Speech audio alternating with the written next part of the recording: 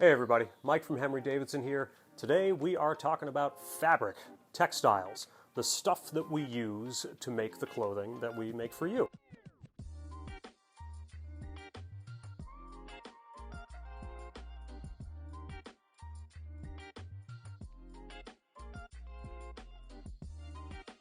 So for us here, we work with a number of different textiles, but for suit jackets, sport coats, trousers, etc., the big three are wool, linen, and silk. So to start off with wool, let's answer a question. What is wool? Most people know this, but in case you don't, wool comes from sheep. Wool comes from the fleece of a sheep that is shorn and then goes through a big complicated process of combing and carding and washing and dyeing and weaving, etc., to be made into a textile that we can then show you and make into a garment for you. So what makes wool good for suits? A few different things. One, it breathes really, really well. Don't let the word wool scare you into thinking, oh my god, it's going to be really hot and heavy and all that stuff. Wool comes in a number of different weights, which I'll talk about in a second, but it breathes exceptionally well, so it's comfortable to wear. It has excellent crease memory, and really high quality wool, like a lot of the ones that we carry here, have really, really good wrinkle resistance, and even when they do wrinkle, if you take good enough care of them, you'll find that wrinkles just fall out when you hang a garment up properly. So those are really the big reasons that wool is excellent for tailored clothing, suits, sport jackets, trousers, etc. And then the bigger question is, how is wool classified? In a number of different ways. What most people will talk to you about, when I say people, I mean, salespeople, clothiers, other people like us and myself, you'll hear super numbers. You'll hear, oh, this is a Super 120s, or this is a Super 150s, or this is a very luxurious Super 180s, whatever the case may be.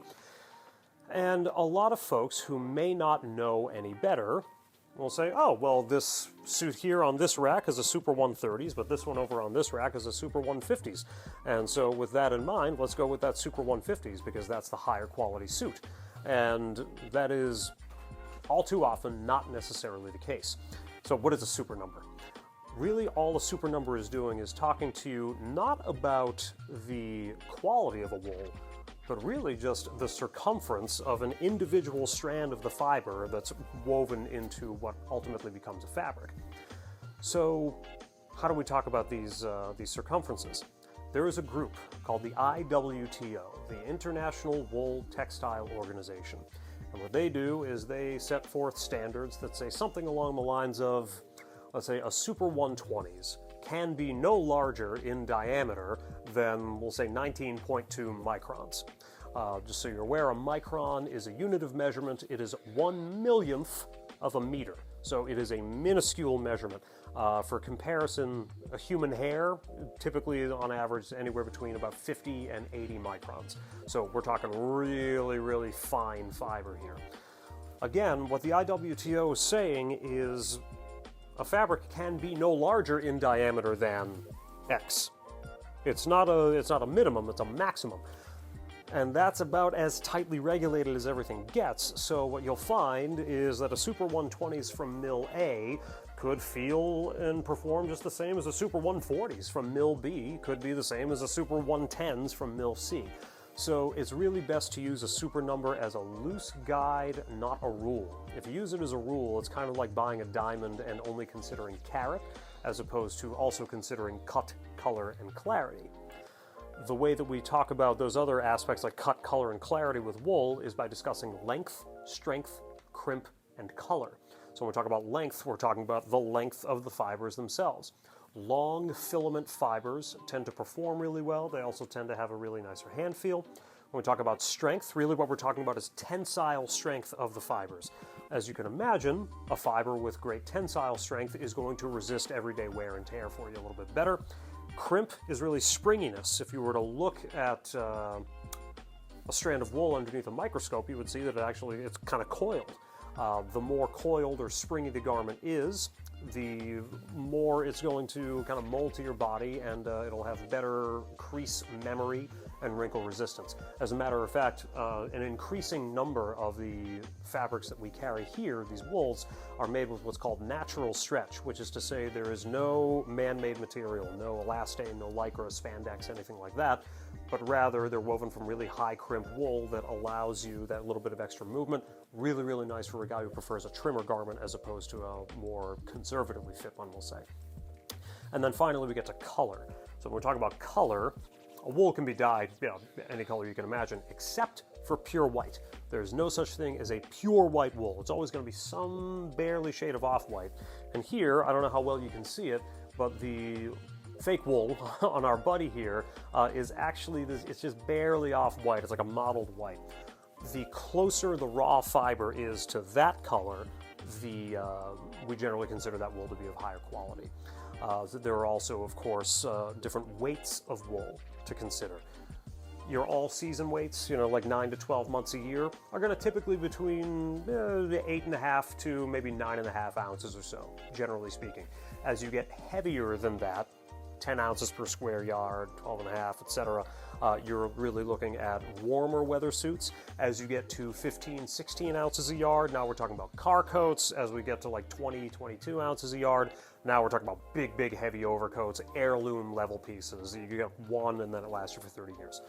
As we get lighter per square yard than that 8 ounces or so, we're talking about 8 ounces, 7.5, 7 ounces. Those are spring, summer weights only. Or if you live in a warm climate, of course, you can wear them any time of year. It is extraordinarily rare to find a wool less than 6.5 ounces per square yard in weight, and that's because it becomes really, really delicate, gets really, really fine, it gets difficult to tailor. So that is wool in a nutshell. Moving on to linen. Spring is springing up around us. We finally have a 70-degree day after having kind of a cold February and January. So linen is kind of on the mind here. Linen is not an animal product like wool is, but rather it is a fiber that comes from the flax plant. Linen is, on balance, heavier than wool. It is definitely more of a warm weather kind of textile. It has really great wicking properties. It's a really, really strong textile, and it often has a really tactile sort of feel. It is really, really important to note that linen, even the minute you look at it, you breathe on it, it wrinkles. It is going to look lived in the moment that it finds itself in your body. So we often talk about linen with grooms nowadays. There's a lot of guys who are going to warm weather areas for destination weddings, that kind of thing. And one of the first questions they have is like, I was thinking about a linen suit.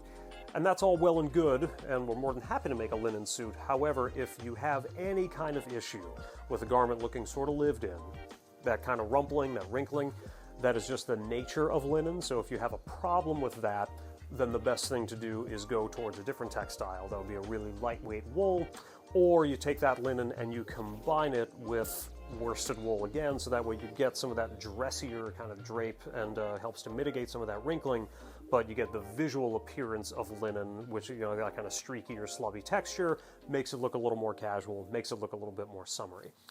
And then finally we get to silk. As a matter of fact, we have a lot of textiles here that are wool, silk, and linen blends. They're really, really great for the spring and summer. Silk is, in fact, an animal fiber. It comes from a silkworm.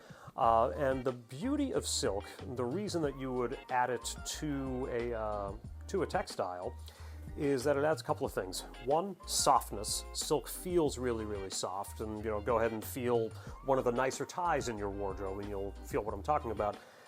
And also, it's really interesting that silk has a lot of natural shine to it. Why is this? To compare it to wool, if you were to take a single strand of wool and look at it underneath a microscope, you would see that it kind of resembles a tree, with bark. It's like a multi-surfaced surface. What that means is that it more or less absorbs light. Silk, on the other hand, is entirely flat if you were to look at it under a microscope. So instead of absorbing light, it reflects light, and that's actually how you get the shininess of silk. It is possible to make tailored garments out of 100% silk. However, much more often than not, at least in our experience, silk is part of a combined textile. Again, usually wool, silk, and linen, so that way you get some of the drape of the wool, some of the slubby casual texture of the linen, and then some of the softness and the shine of the silk, and that makes into really, really beautiful summer sport jackets in particular. So that is just about everything that we have to say on fibers. There are a lot more to talk about. However, this is just one video, and we don't want to overload anybody with too much information. If you have any questions or anything like that, we're always happy to chat. Email us at info@henrydavidsen.com. Be happy to talk.